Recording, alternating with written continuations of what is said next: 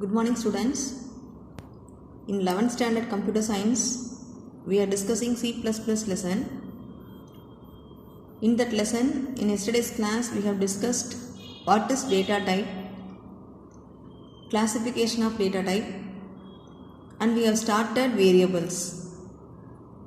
This class we are going to see about variables and the explanation for all the data types. What is a variable? The memory has many locations to store the data. Each and every location has specific name that is called as variables. So we can define a variable like this. Variables are named memory location to hold values of specific type. In your program, you can use any number of variables. All the variables should be declared before its usage.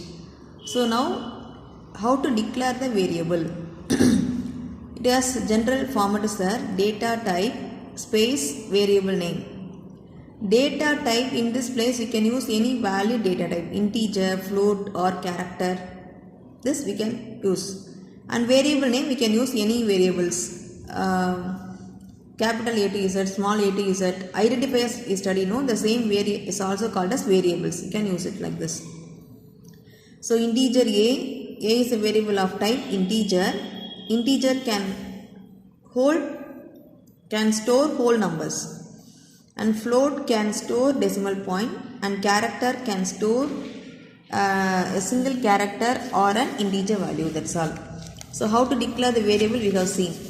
Next, suppose I want to declare more than one variable of same type.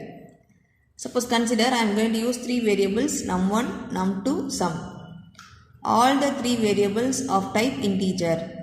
So how you can declare integer num1 separately, next line integer num2, integer num3, integer sum, like that. Instead of declaring separately the same type of variables, you can declare all the variables in the same line.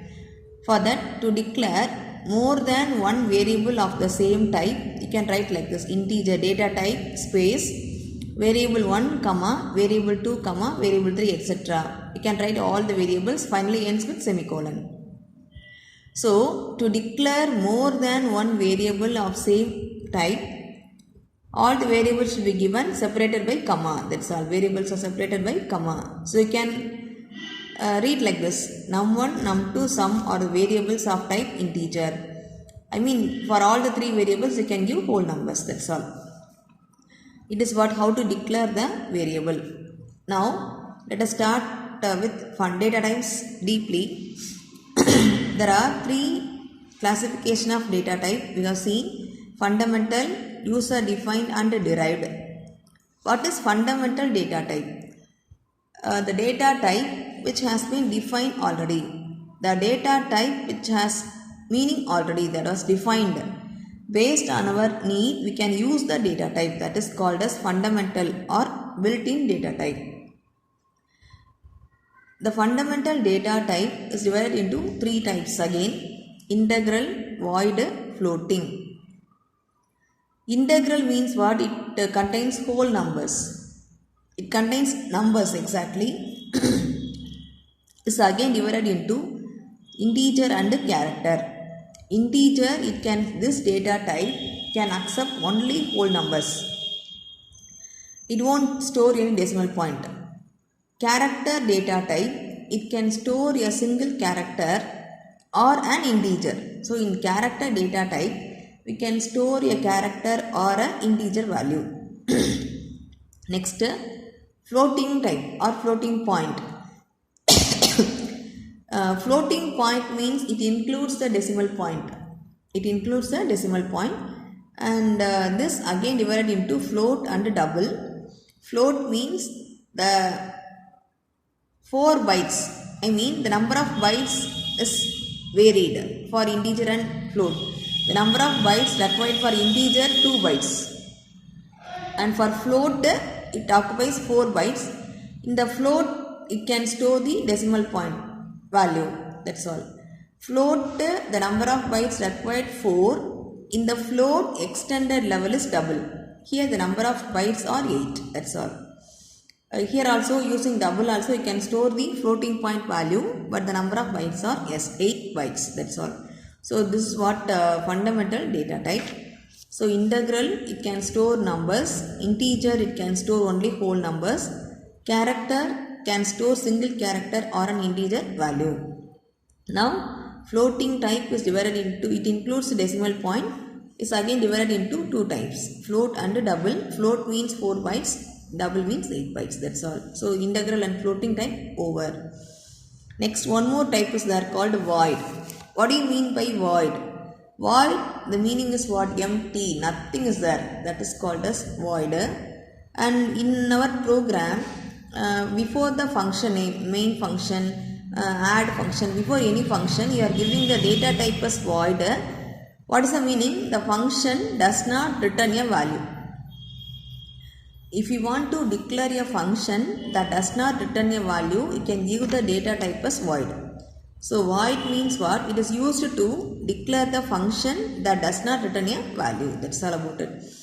The meaning of void is empty. The void data type, when you can use this, when the function does not return a value, at that particular place you can use the void data type. That's all.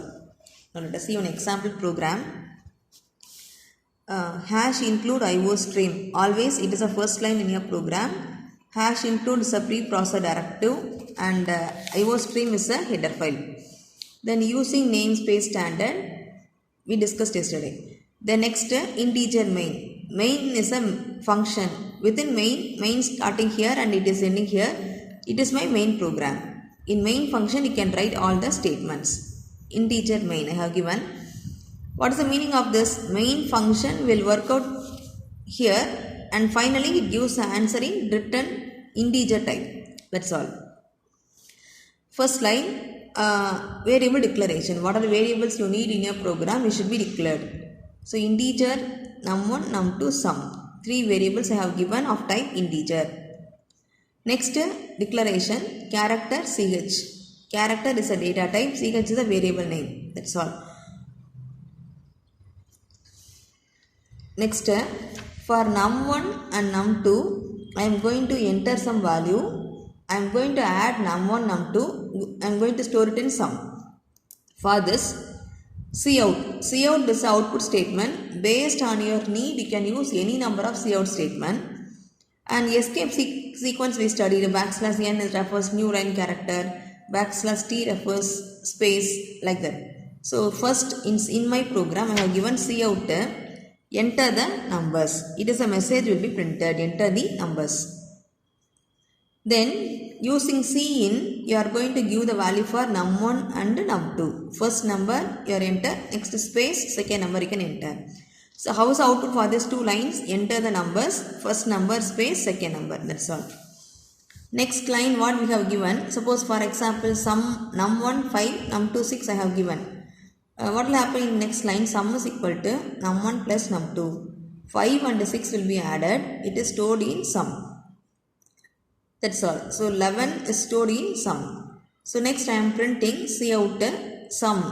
Within double quotes I have given. Again new line. Some message will be printed. Some values what? 5 plus 6 11 will be printed here. So up to this, what is the output for these statements? Enter the numbers. Enter the numbers. You are entering two numbers 5 and 6. Next again new line, sum will be printed. The sum value 11 will be printed. Next one more work I did here. What is the work? I said the character data type can store a character or an integer. See, each and every character has specific ASCII value. For example, capital letter A, the ASCII value is 65. Small letter A, the ASCII value is 97, like that going on. For capital B 66, for small b 98, just add 1 with that, it's going on like that. Now, we said ch can store a character or an integer value. For this, we can say some steps. Cout, enter the character. Just you are going to enter one character through this cin ch. For ch, you can enter one character. For example, I am giving A, capital A for ch. Next what I have given, ch is equal to ch plus 1. The value present in ch will be added with 1. ch equal to ch plus 1. So ch will get the new value. Already ch value, what I have given, a letter value 65. 65 plus 1, 66 will be stored in ch. Number 66 will be stored in ch. ch stores 66. At the same time, it can store the respective alphabet b. So see out the next character ch. So again new line, how it will print, enter the character, I am giving the value as a. Next character will be printed 66 exactly, that corresponding letter is b, it will be printed, that's all. So it is a simple example for this program.